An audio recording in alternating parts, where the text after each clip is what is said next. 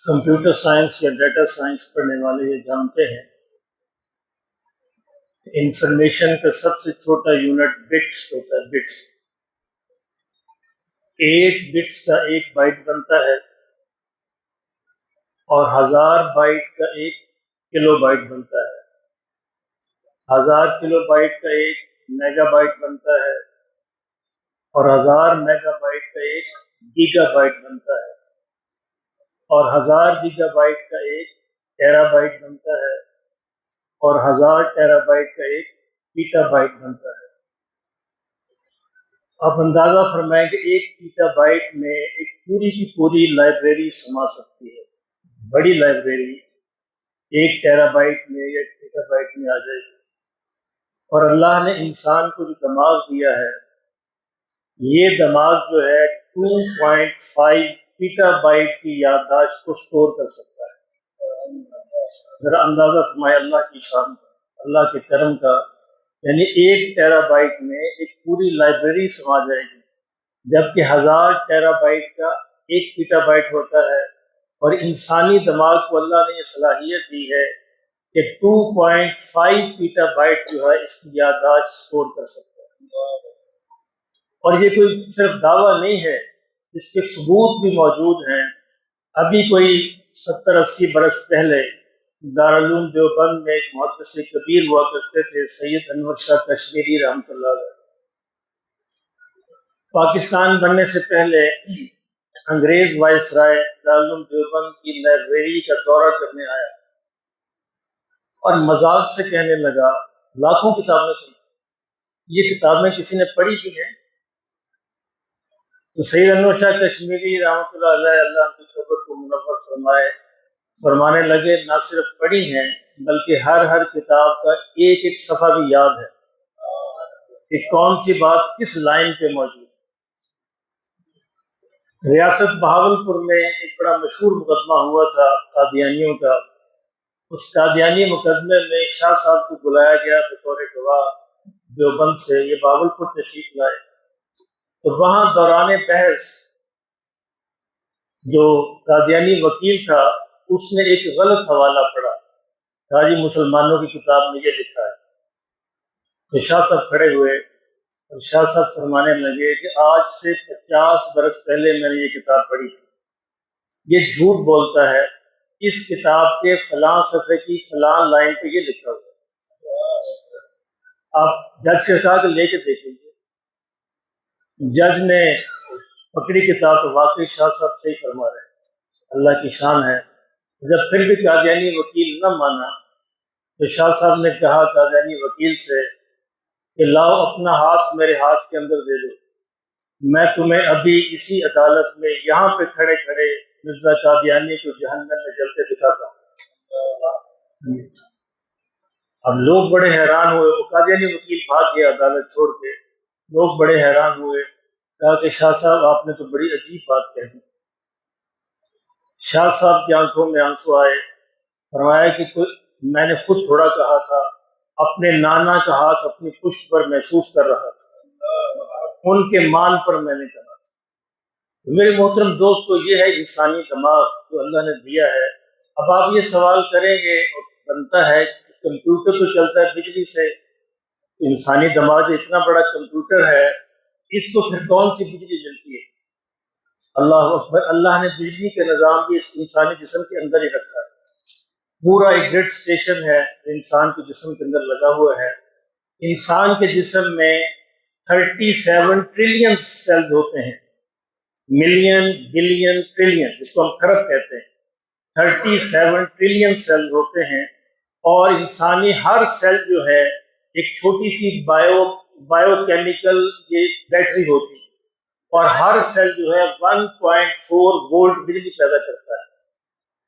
और इंसानी दिमाग को 20 वाट बिजली चाहिए होती चलने के लिए, और वो सेल जो है सारे के सारे पूरे कर देते हैं। इसीलिए जब आप जाते हैं ना कभी कोई दिल का मसला हो तो डॉक्टर पहले कहता है जी ईसीजी करवा लें। अब ईसीजी क्या है? इलेक्ट्रोकार्डियोग्राम, यानी ये देखा जाता है कि आपके दिल में जो इलेक्ट्रिसिटी का निज़ाम है ये कितना काम कर रहा है। اسی طرح اگر مائنڈ میں کوئی مسئلہ ہو جائے، کوئی ایپیلیپسی کا مسئلہ ہے، کوئی اور مسئلہ ہے، تو ڈاکٹر کہے گا EEG کروا لیں، EEG، یہ بھی الیکٹرو انسیفلوگرام، یہ دیکھا جاتا ہے کہ دماغ کے اندر وہ جو ہے کرنٹ جو ہے بجلی کا وہ کتنا کام کر رہا ہے۔ تو اللہ نے یہ سارا نظام جو ہے ہمارے جسم کے اندر رکھا ہے۔ اب یہ سارے کے سارے نظام ہمارا دماغ اور سینٹرل نروس سسٹم جو ہے یہ مل کے پروسیس کرتا ہے۔ آپ نے پرانے زمانوں میں CPU دیکھے ہوں گے، CPU سب پروسیس کرتے تھے، تو ہمارا برین اور سینٹرل نروس سسٹم مل کر یہ سارے نظام کو پروسیس کرتا ہے۔ ہمارے جو سینسری آرگنز ہیں یہ جتنی یعنی انفارمیشن دماغ کو بھیجتے ہیں، دماغ اس کو میں نے آپ کو بٹس اور بائٹس کا بتایا، تو ہمارا دماغ 1 سیکنڈ میں، منٹ کی بات نہیں کر رہا، 1 سیکنڈ میں 11 million bits of sensory data کو پروسیس کر سکتا ہے۔ 11 ملین بٹس سینسری ڈیٹا کو ہمارا دماغ پروسیس کر سکتا ہے۔ یہ کس نے بنایا؟ میرے اللہ نے۔ اللہ کہہ دیجیے، اللہ اکبر، اللہ اللہ۔ اچھا یہ ہوتا یہ ہے کہ پرانے زمانے میں آپ نے دیکھا ہوگا کہ CPU کے ساتھ ایک پنکھا لگایا جاتا تھا تاکہ وہ ٹھنڈا رہے، کیونکہ اگر پنکھا نہیں لگے گا، گرم ہو جائے گا تو غلط انفارمیشن دینے شروع کر دے گا، اس کے اندر مسٹیک آئیں گی، فالٹس آئیں گی۔